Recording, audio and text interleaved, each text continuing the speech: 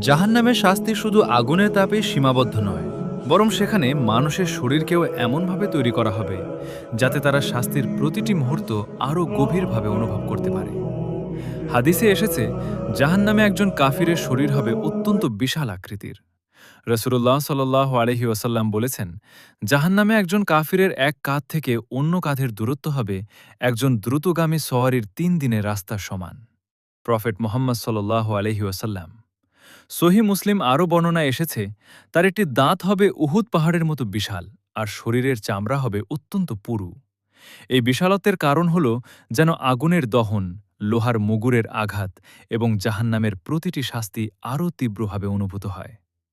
ভাবুন তো, দুনিয়ার সামান্য আগুনের আঁচই আমরা সহ্য করতে পারি না। আঙুলে সামান্য আগুন লাগলেও আমরা অস্থির হয়ে যাই।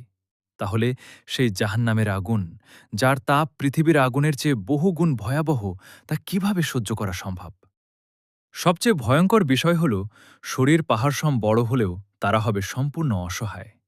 কোনো শক্তি, সম্পদ বা অহংকার সেখানে কাজে আসবে না।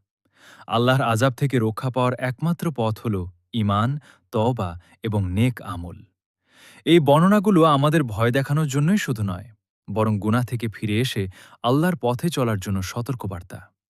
আজও সময় আছে। নামাজ, কুরআন, তওবা ও ভালো আমলের মাধ্যমে নিজেকে প্রস্তুত করার। আল্লাহ তাআলা আমাদের সবাইকে জাহান্নামের ভয়াবহ